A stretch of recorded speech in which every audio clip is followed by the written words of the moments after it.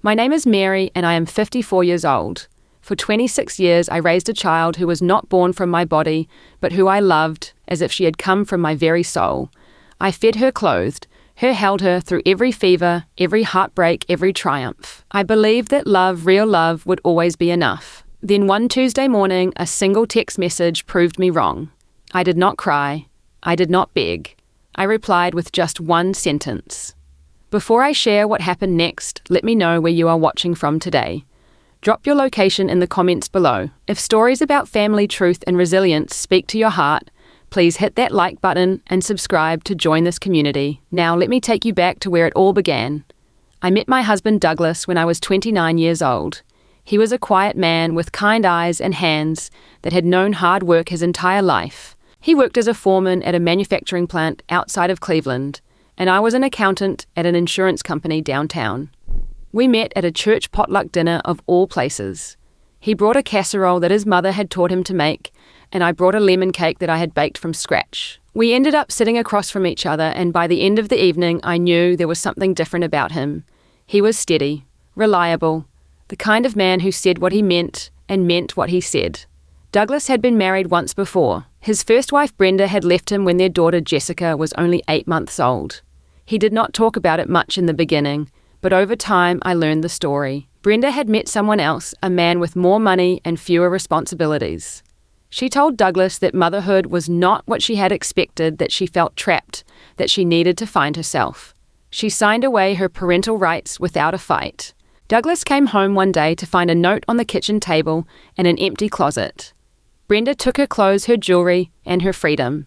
She left behind her baby daughter, sleeping in a crib. When Douglas and I got married, I was 30 years old, and little Jessica was 2. I remember the first time I held her. She looked up at me with those big brown eyes, and she wrapped her tiny fingers around my thumb. In that moment, something shifted inside of me.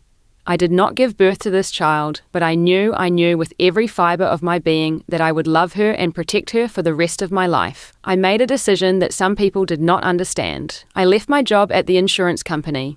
I had been on track for a promotion, moving toward a management position that would have meant more money and more prestige. But Jessica needed someone at home. Douglas worked long hours and daycare was expensive and impersonal, so I became a stay-at-home mother. I traded spreadsheets and quarterly reports for diapers and lullabies, and I never regretted it, not for a single day. Those early years were filled with sleepless nights and exhausting days, but they were also filled with magic. I was there for Jessica's first steps. I was there for her first words. I was the one who taught her how to tie her shoes, how to ride a bicycle, how to read. I remember sitting with her on the living room floor, sounding out words from a picture book about a caterpillar. When she finally read an entire sentence by herself, she looked up at me with such pride, and I felt my heart swell until I thought it might burst. Jessica started calling me Mom when she was 4 years old.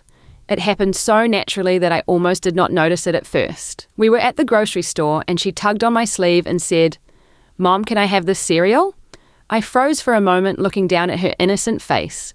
She had no idea what that word meant to me. To her, it was simply the truth. I was her mother. I was the one who tucked her in at night, who kissed her scrapes and bruises, who packed her lunch every morning. The biology did not matter. The love did. I threw myself into motherhood with everything I had. I volunteered at her school, chaperoning field trips and helping out at bake sales. I sat in the front row at every school play, every dance recital, every spelling bee. I was the room mother for her class 3 years in a row. When Jessica wanted to learn ballet, I looked at our budget and realized we could not afford the lessons. So I picked up a part-time job at night, working as a bookkeeper for a small landscaping company. I would put Jessica to bed, wait for Douglas to come home, and then drive across town to work until midnight. I did this for 2 years so that my daughter could dance. There was one moment that I have carried with me through everything that came after. It was Mother's Day, and Jessica was 8 years old. She came running into the bedroom early in the morning, clutching a piece of construction paper that she had decorated at school. On it, she had drawn a picture of the two of us holding hands under a bright yellow sun. At the top, in her careful handwriting, she had written, "Best Mom in the World." I held that picture and cried. Douglas had to pry it from my fingers so he could frame it.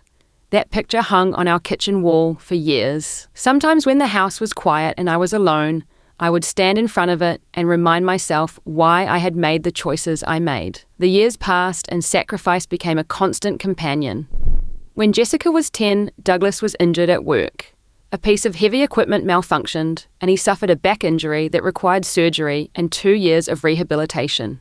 He could not work during that time, and suddenly our single income vanished. I went back to work full-time, but accounting jobs were scarce in our area. I ended up taking 3 part-time positions to make ends meet.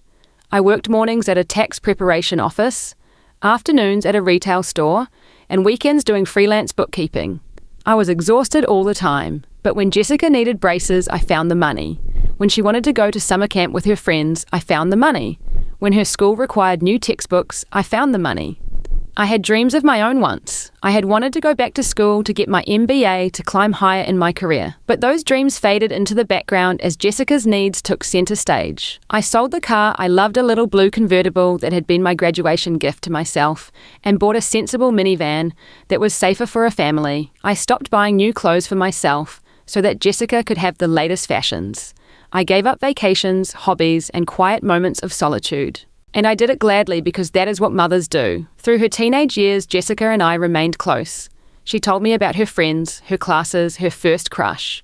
We had a tradition of watching movies together every Friday night. She would pick the film and I would make popcorn, and we would curl up on the couch under a blanket. Sometimes she would fall asleep with her head on my shoulder, and I would sit there in the darkness, listening to her breathe, feeling grateful beyond words. Jessica told her friends that I was her best friend. I heard her say it once when she did not know I was listening. She was on the phone in her room and she said, "My mom is honestly my best friend. She gets me." You know, I stood in the hallway with tears streaming down my face.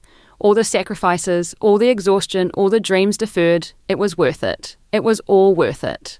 On the day Jessica graduated from high school, she gave a speech as the valedictorian of her class. She had worked so hard for that honor, studying late into the night, pushing herself to excel. At the end of her speech, she thanked her family. She looked directly at me and said, "Mom, you have given me everything. I would not be standing here without you." The entire auditorium applauded, and I sat there weeping with pride. After the ceremony, she ran to me and threw her arms around my neck. We held each other for a long time, and I whispered in her ear, "I am so proud of you, baby girl." She whispered back, "I love you, Mum." That was the peak. That was the highest point of my journey as a mother. I did not know it then, but everything was about to change. A storm was coming that would test everything I believed about love, family, and the bonds that hold us together. Jessica was 23 years old when Brenda came back. My daughter had graduated from college with honors and landed a job at a marketing firm in the city. She had her own apartment, her own car, her own life. I was so proud of the woman she had become. She called me every few days, and we still had our Friday movie nights when she could make the drive home. I thought we had built something unbreakable. Then one evening, Jessica called me with news that made my stomach drop. She had received a message on social media from a woman claiming to be her biological mother. Brenda had found her. Jessica read me some of what Brenda had written. It was a heartbreaking story, filled with tears and regret. Brenda claimed that she had suffered from severe postpartum depression after Jessica's birth. She said that her family had pressured her to leave, that they had told her she was not fit to be a mother. She claimed that she had spent 20 years trying to find Jessica, but that Douglas and I had blocked every attempt at contact. None of it was true, not a single word. But I did not say that to Jessica, not then. I could hear the uncertainty in my daughter's voice, the curiosity, the hope that maybe her biological mother had a reason for abandoning her. How could I crush that hope with harsh truths? I told Jessica to be careful. I told her to take her time. I said that I supported her if she wanted to learn more about where she came from. I thought I was being the bigger person. I thought I was giving her space to figure things out for herself. I did not realize that I was opening a door that could never be closed again. Brenda was persistent. She sent old photographs, handwritten letters, gifts wrapped in expensive paper. She cried on video calls and told Jessica how much she had missed her. She apologized over and over again, painting herself as a victim of circumstances beyond her control. And slowly, bit by bit, Jessica began to believe her. The first sign of trouble came when Jessica started cancelling our plans. Friday movie nights became every other Friday, then once a month, then not at all. She was busy, she said. Work was demanding. She had things to do, But I noticed that her social media was filled with pictures of Brenda taking her to expensive restaurants, Brenda buying her designer handbags, Brenda introducing her to wealthy friends at country club parties. I tried not to let it bother me. I told myself that Jessica was an adult, that she had the right to explore this relationship, that it did not diminish what we had built together. But the phone calls became shorter. The conversations became more superficial. And sometimes when Jessica looked at me, I saw something new in her eyes, something that looked like doubt. Brenda had remarried a wealthy businessman named Richard. They lived in a sprawling house in an upscale suburb, the kind of place with a circular driveway and a 3-car garage. Everything about Brenda's life now was polished and expensive. Her clothes, her jewelry, her furniture, her friends. Compared to the modest home where I had raised Jessica, Brenda's world must have seemed like a fairy tale. I started hearing echoes of Brenda's lies in the things Jessica said to me. Once Jessica asked me why I had never let Brenda see her when she was growing up. I was stunned. I told her the truth, that Brenda had never once tried to contact us, that she had signed away her rights and disappeared. Jessica gave me a look that suggested she did not believe me. She said that Brenda had showed her letters that were returned unopened, proof that we had rejected her attempts to reach out. I knew those letters did not exist. I knew Brenda was manufacturing evidence to support her lies. But how could I prove a negative? How could I show Jessica something that never happened? The poison spread slowly. Brenda told Jessica that I had only stayed with Douglas for the financial security of raising her. She claimed that Douglas had received child support payments from Brenda for years, but had hidden the money from Jessica. She implied that my love was transactional, that I had been compensated for my role as caretaker, that there was nothing special or sacrificial about what I had done. Jessica began to treat me differently. Her tone became clipped and impatient. She stopped asking about my life and started interrogating me about the past. Every conversation felt like a cross-examination, and no matter what I said, no matter how I tried to explain the truth, I could see that she had already made up her mind. One afternoon, I finally confronted her directly. I asked her what Brenda had been telling her. Jessica exploded. She accused me of being jealous, of trying to control her, of wanting to keep her away from her real mother. She said that I had always been threatened by Brenda, that I had spent her entire childhood poisoning her against the woman who gave her life. I sat there in shock, listening to words that felt like physical blows. This was not my daughter speaking. This was someone who had been manipulated, twisted, turned against me by a master of deception. I wanted to fight back, to lay out every fact and every piece of evidence that proved Brenda was lying. But I could see in Jessica's eyes that nothing I said would matter.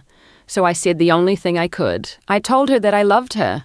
I told her that I would always be there when she needed me, and I watched her walk out the door without looking back. That night, I sat alone in the kitchen, staring at the picture she had made for me when she was 8 years old.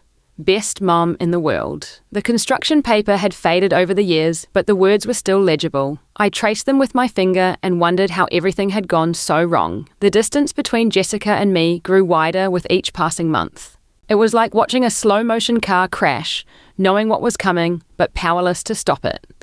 Brenda had planted her seeds of doubt, and now those seeds were growing into a forest of lies that separated me from my daughter. 6 months after Brenda re-entered our lives, Jessica posted something on social media that broke my heart. It was a photograph of her and Brenda at some fancy event, both of them dressed in evening gowns and dripping with jewelry. The caption read, "My real mom, my heart. Finally reunited after so many lost years. Thank you for never giving up on finding me." I stared at that post for a long time. The comments were filled with heart emojis and congratulations from people who did not know the truth. Some of them were people I had met at Jessica's graduation, people who had shaken my hand and thanked me for raising such an impressive young woman. Now they were celebrating her reunion with the woman who had abandoned her in a crib. Douglas saw the post too. He did not say anything, but I watched the color drain from his face. That night, he tried to call Jessica. She did not answer. He left a voicemail asking if they could talk father to daughter, just the two of them. She never called back. Jessica's 24th birthday arrived, and for the first time in her entire life, I was not there to celebrate. She threw a party at Brenda's house, and I was not invited. I learned about it afterward from photographs posted online. There was Brenda in the center of every shot, her arm around Jessica, her smile wide and triumphant. There was a massive cake professionally decorated. There were guests I did not recognize, wealthy strangers who had replaced the friends and family who had known Jessica her whole life.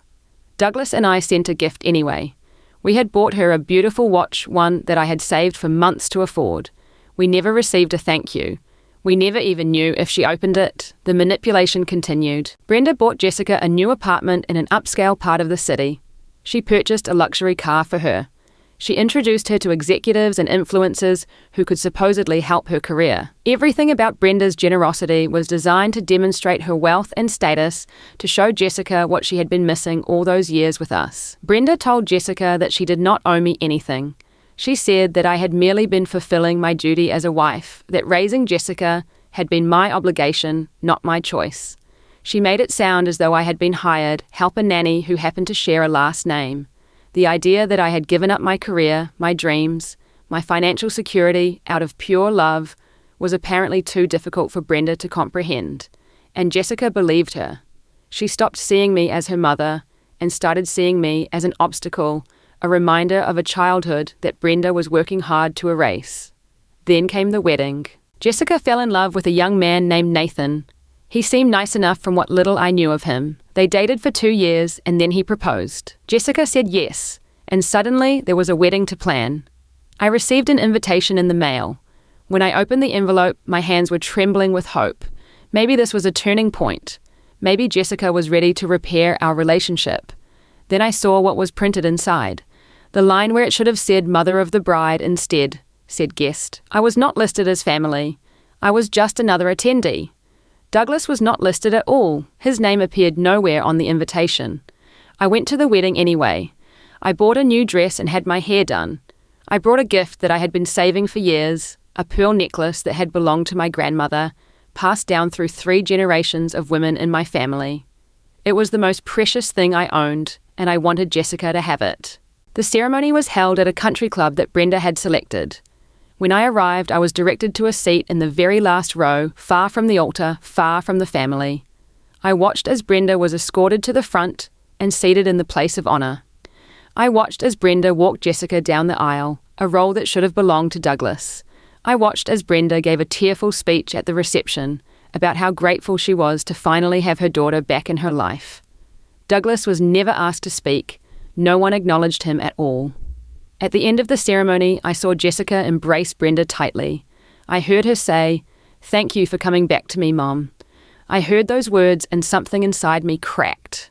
I left the reception early. No one noticed. The pearl necklace I had brought sat untouched on the gift table. Weeks later, I found out that Jessica had never even opened it. She had donated the wrapped box to a charity auction without looking inside. 2 months after the wedding, Douglas had a heart attack. It happened suddenly without warning. One moment he was sitting in his recliner watching television, and the next moment he was on the floor.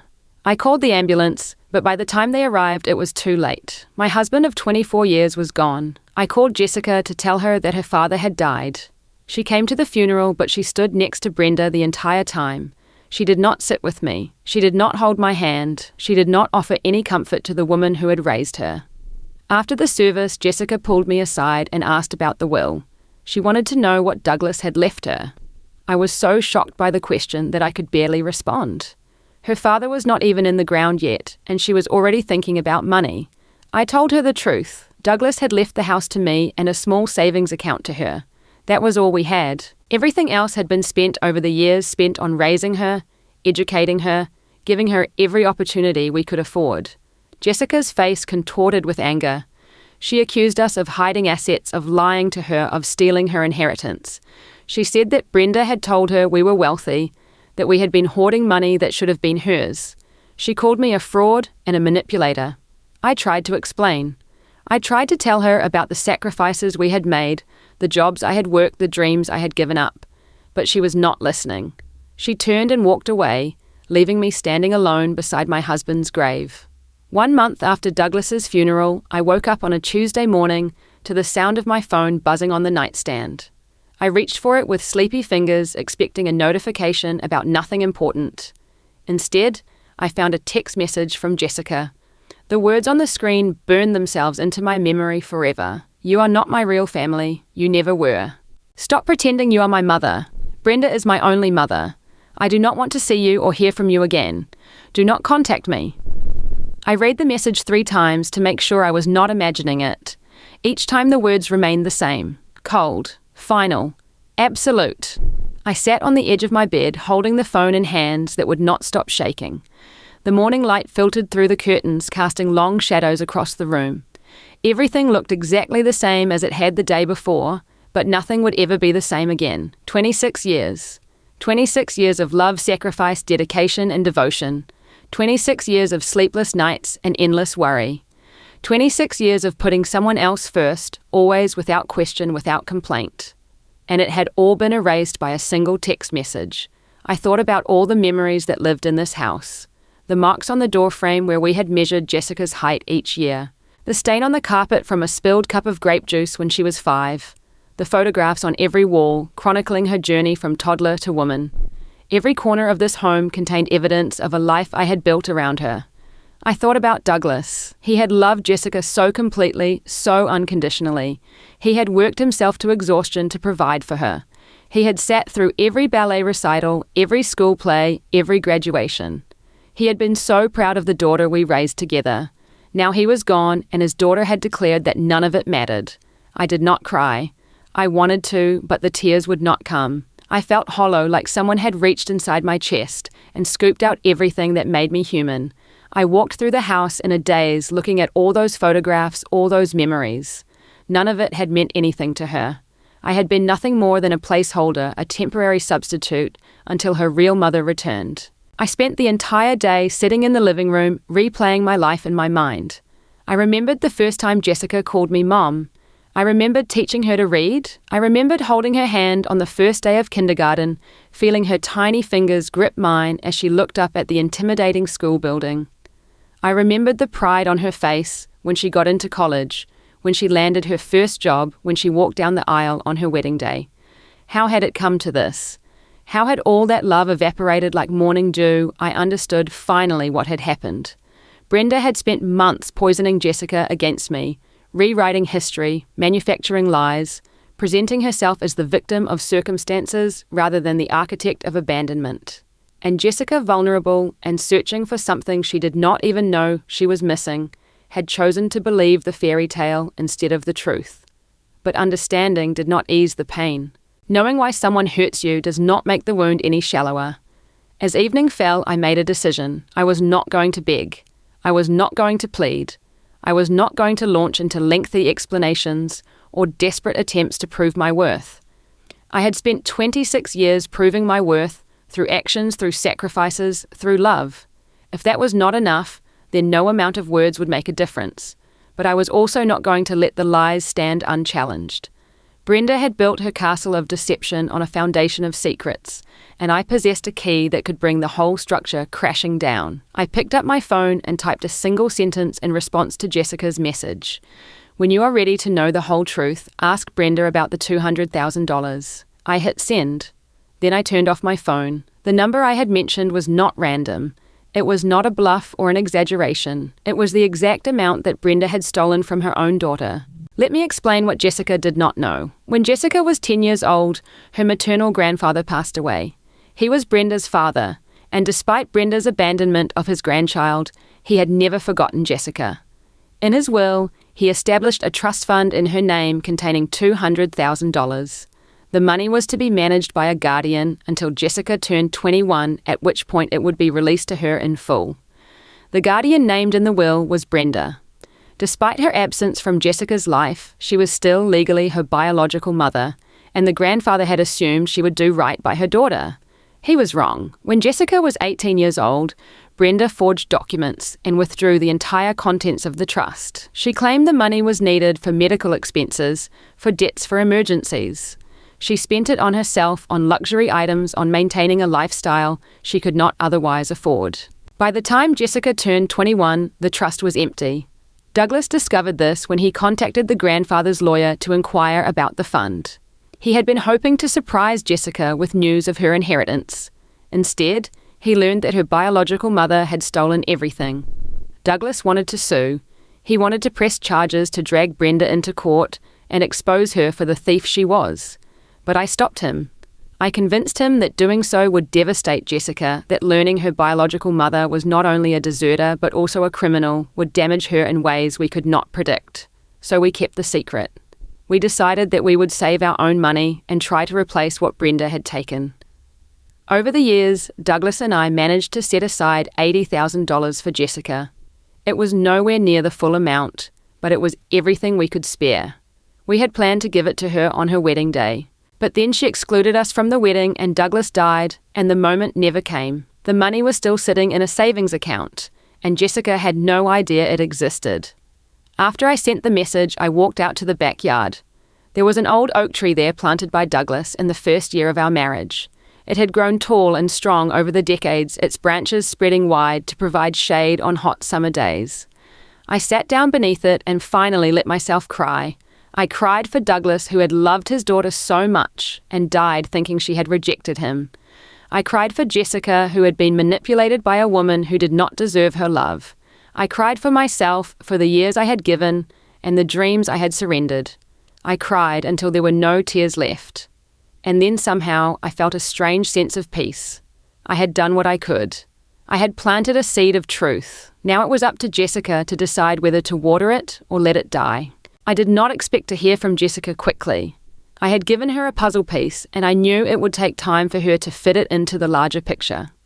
What I did not anticipate was how rapidly everything would unravel. On the first day after my message, Jessica's initial reaction was anger. I know this because her husband Nathan called me bewildered and concerned. Jessica had shown him the text exchange, and she was ranting about how I was making up lies to destroy her relationship with Brenda. Nathan asked me what the $200,000 meant. I told him it was not my story to tell, but that if Jessica asked the right questions, she would find the answers herself. He thanked me and hung up sounding troubled. Jessica did not contact Brenda immediately. She assumed my message was just desperate fabrication, the last gasp of a woman who refused to let go. But the specificity of the number nagged at her. $200,000 was not a vague accusation. It was a precise figure, the kind of detail that came from knowledge, not imagination. On the second day, Jessica casually mentioned the money to Brenda during a phone call. She framed it as a joke, laughing about the ridiculous things I was claiming in my futile attempts to regain her trust. She expected Brenda to laugh too, to dismiss the accusation with a wave of her hand. But Brenda did not laugh. There was a pause on the line, a hesitation that lasted just a moment too long. When Brenda finally responded, her voice was different. Higher. Tighter. She said she had no idea what I was talking about, that I was clearly losing my mind, that Jessica should block my number and forget I ever existed. Jessica noticed the change in Brenda's tone.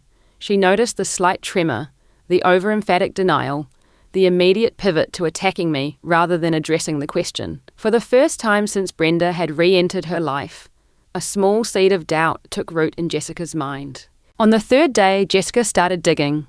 She remembered her grandfather, a kind old man who had sent her birthday cards every year until his death.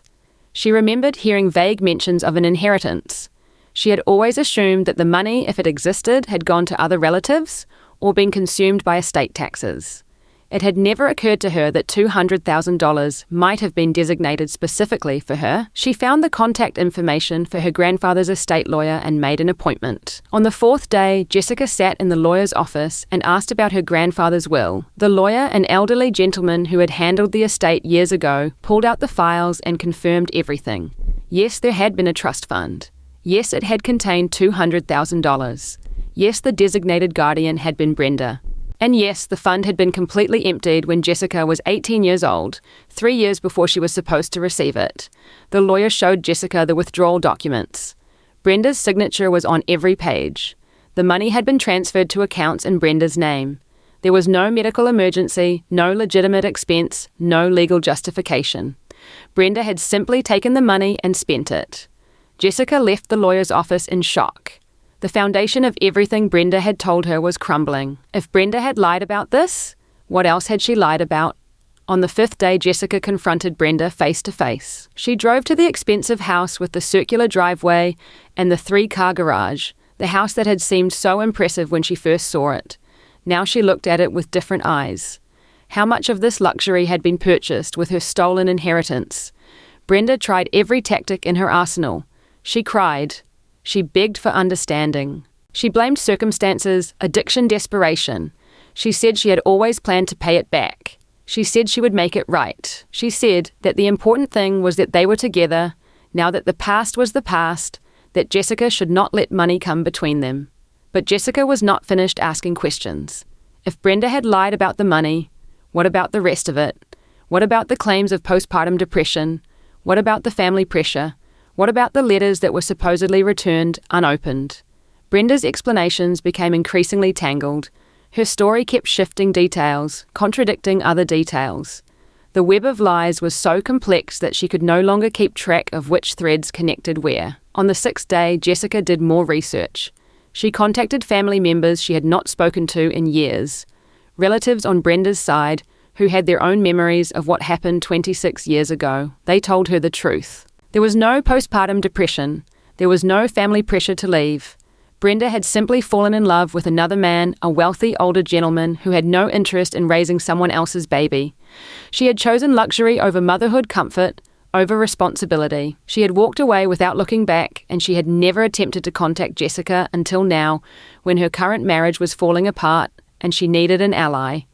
The relatives told Jessica something else too.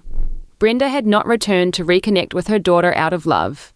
She had returned because Richard, her husband, had discovered her affairs and was threatening divorce.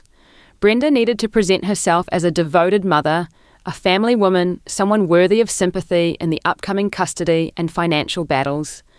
Jessica was not her long-lost daughter. Jessica was a prop in Brenda's ongoing drama.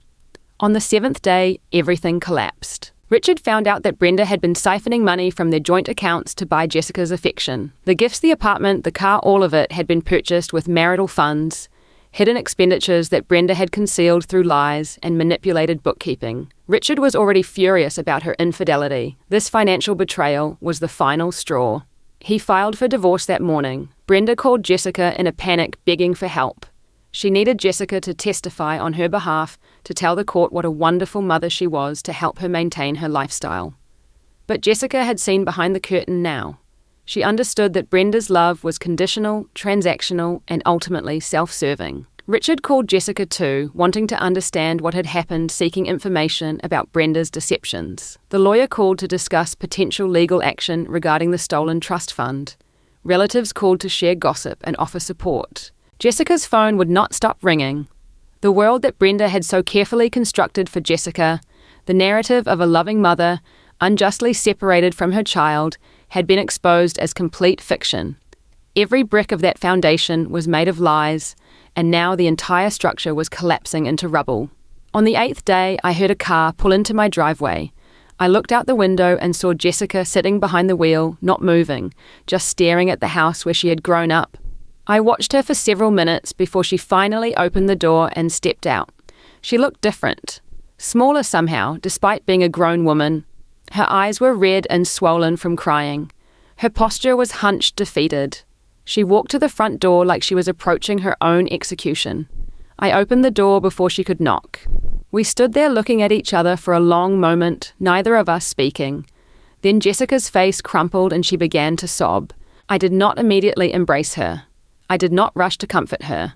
I had spent 26 years giving unconditionally, and I was not sure I had anything left to give. Instead, I stepped aside and said, "Come in, I will make tea." Jessica followed me to the kitchen, the same kitchen where she had eaten thousands of meals, where she had done her homework, where she had told me about her first crush. She sat at the table and cried while I filled the kettle and gathered cups and saucers. The routine of making tea gave me something to do with my hands while I organized my thoughts. When I finally sat down across from her, she could barely meet my eyes. "I am sorry," she whispered. "I am so sorry." I let the silence stretch between us. I had waited a long time for this moment, and I was not going to fill it with easy forgiveness.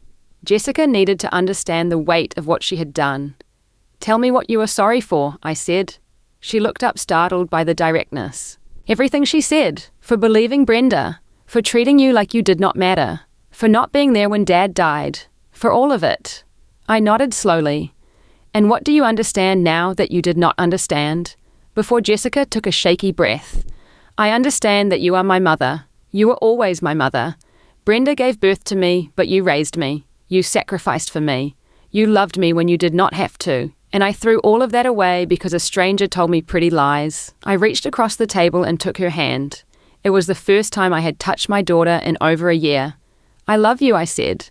I have always loved you. Nothing you did changed that. But Jessica, I need you to understand something. Love does not mean accepting mistreatment. Love does not mean being a doormat for someone else's confusion. I am your mother, but I am also a person. And what you did to me, what you said to me, it caused real harm.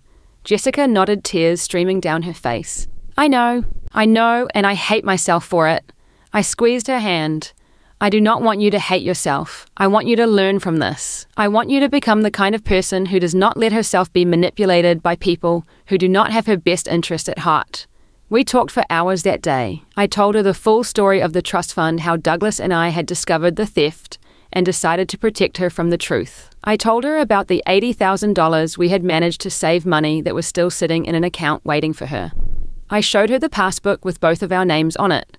Douglas's handwriting recording each deposit over the years. Jessica held that passbook and wept. Dad saved this for me, she said. He was saving for me while I was ignoring his phone calls. I nodded. He loved you until his very last breath. He never stopped. I gave Jessica one more thing that day. It was a journal I had kept for 26 years, a record of her life as I had witnessed it. I had written about her first steps, her first words, her first day of school.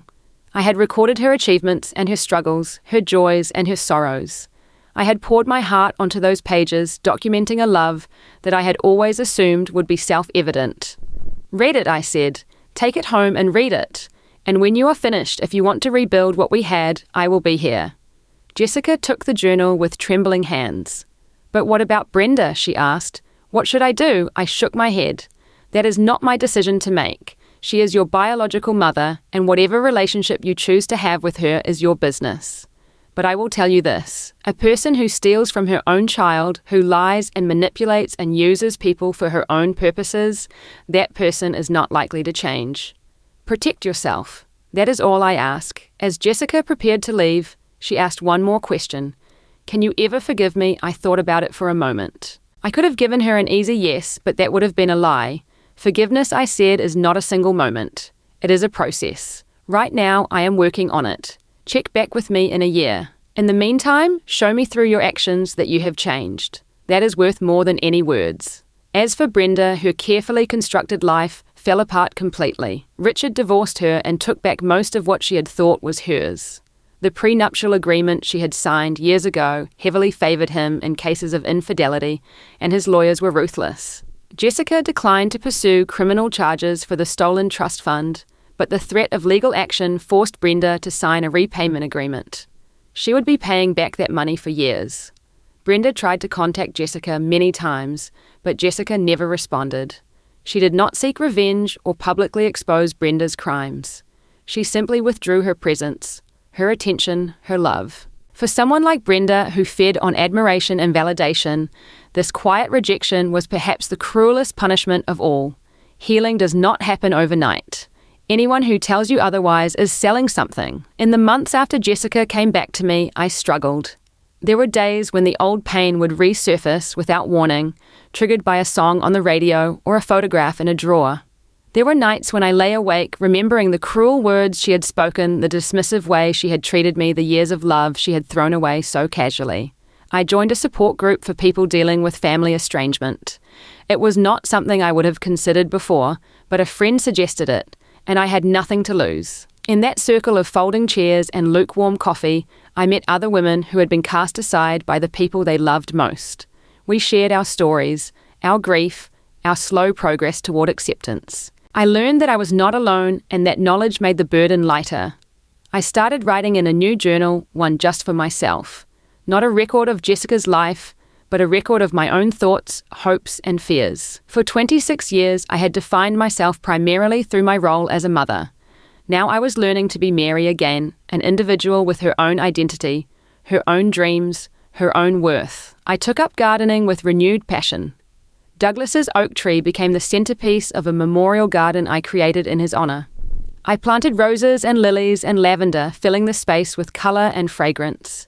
Every morning I would walk among the flowers with my coffee and feel connected to the husband I had lost. The garden became a place of peace, a reminder that beauty can grow even from grief.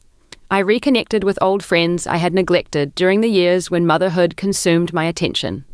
We went to lunch, took day trips, started a book club. I discovered that I had interests and opinions that had nothing to do with being someone's mother or someone's wife. It was liberating and terrifying in equal measure. Jessica came to visit every week as she had promised. At first, our conversations were awkward, filled with long silences and careful words. But gradually, over many months, the ease began to return. Not the same ease we had shared before, but something new, something more honest. She read my journal cover to cover. She called me afterward, crying so hard she could barely speak. I had no idea, she kept saying. I had no idea how much you did, how much you gave up, how much you loved me. It was all right there in front of me my whole life, and I could not see it until some stranger whispered lies in my ear. I forgive you, I told her, and I meant it. Not because she deserved forgiveness, but because I deserved peace. Holding on to anger is like drinking poison and expecting the other person to get sick. I had done that long enough. Our relationship today is different from what it was. The blind trust of childhood is gone, replaced by an adult understanding of human frailty. Jessica knows that I am not perfect, that I made mistakes, that I sometimes let my own needs go unmet in ways that were not healthy. I know that she is vulnerable to manipulation, that she craves approval, that she still carries wounds from being abandoned by her biological mother as an infant.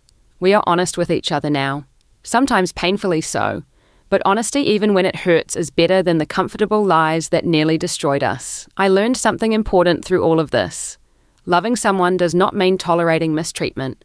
It does not mean sacrificing your dignity on the altar of someone else's confusion. Sometimes the most loving thing you can do is stand firm, speak your truth, and let the other person face the consequences of their choices. Brenda is still out there somewhere, probably spinning new webs for new victims. Jessica does not speak of her. The money is being repaid slowly, a few $100s at a time. It will take years to recover the full amount if it ever happens at all. But the money was never the point. The truth was the point. If you are watching this and you have been betrayed by someone you loved, I want you to know that you are not alone. The pain you feel is real and it is valid, and no one has the right to tell you to just get over it. Healing takes time. Healing takes work. But healing is possible. And if you are watching this and you have been the one doing the betraying, I want you to know that it is never too late to change. It is never too late to tell the truth, to make amends, to become the person you should have been all along. The people you have hurt may not forgive you. They may not welcome you back. But you can still choose to do better, if only for yourself. I am 54 years old now. I have lost a husband and nearly lost a daughter. I have been lied about, dismissed, and thrown away like yesterday's garbage. But I am still here. I am still standing. And I am at peace. Sometimes the people you love the most will hurt you the deepest, but that does not mean your love was wasted. It means you loved bravely. And brave love, even when it breaks your heart, is never something to regret. Now I want to hear from you. Have you ever been betrayed by someone you trusted completely? How did you find the strength to move forward? Share your story in the comments below. Your experience might help someone else who is struggling right now. If this story touched your heart, please hit that like button to help others find it. Subscribe to this channel so you never miss another story of resilience and truth. And share this video with someone who might need to hear it today. You never know whose life you might change with a simple click. Thank you for watching. Thank you for listening. Thank you for being part of this community. May you always have the courage to speak your truth, the wisdom to recognize lies when you hear them, and the strength to love bravely no matter what. Take care of yourselves and each other. Until next time.